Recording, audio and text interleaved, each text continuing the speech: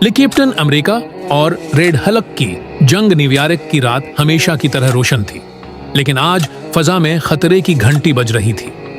शहर के बीचों बीच एक दीव कामत मखलूक तबाही मचा रही थी। रेड हल्क इब्तदाई तसादम कैप्टन अमेरिका ने अपनी शील्ड थामी और मौका पर पहुंचा।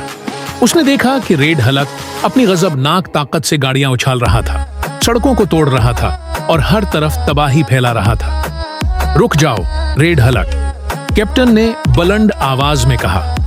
रेड हल्क ने गुस्से में आंखें घमाएं और धाड़ा, तुम मुझे नहीं रोक सकते केप। इससे पहले कि कैप्टन कुछ करता, रेड हल्क ने एक जोरदार मक्का मारा, जिससे कैप्टन को एक करीबी इमारत की दीवार से जा टकराया। कैप्टन ने फौरन खुद को संभाला और अपनी शील्ड रेड हल्क की तरफ फेंकी।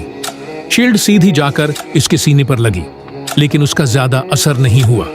हिकमत अमली की जंग कैप्टन जानता था कि वो ताकत में है रेड हल्क का मुकाबला नहीं कर सकता, इसलिए उसे होशियारी से काम लेना था। उसने रेड हल्क को चकमा देना शुरू किया। वो तेजी से दाएं बाएं हटता, अचानक हमले करता और इमारतों का इस्तेमाल करके अपने दिफा को मजबूत करता। तुम बज़दलों की तरह क्यों लड़ रहे हो कैप? Red Hulk गराया। ये जंग अक्ल से जीती जाती है, सिर्फ ताकत से नहीं, कैप्टन ने जवाब दिया। रेड हल्क ने पूरी कुव्वत से जमीन पर मक्का मारा, जिससे जलजला सा पैदा हुआ। कैप्टन का तवाजुन बिगड़ गया और यही लम्हा रेड हल्क ने अपने फायदे के लिए इस्तेमाल किया। उसने कैप्टन को पकड़ा और पूरी ताकत से जमीन पर दे मारा।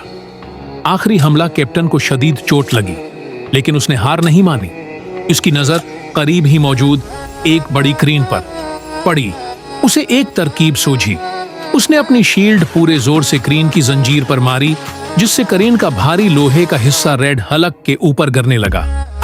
रेड हल्क ने उसे रोकने की कोशिश की, लेकिन उसी लम्हे कैप्टन ने अपनी इलेक्ट्रिक शॉक डिवाइस निकाली और रेड हल्क पर इस्तेमाल की। रेड हल्क ने दर्द में चलाकर खुद को पीछे हटाया और उसी दौरान क्रेन के टुकड़े उस पर गिर गए। इख्तिताम रेड हल्क जमीन पर बैठ गया।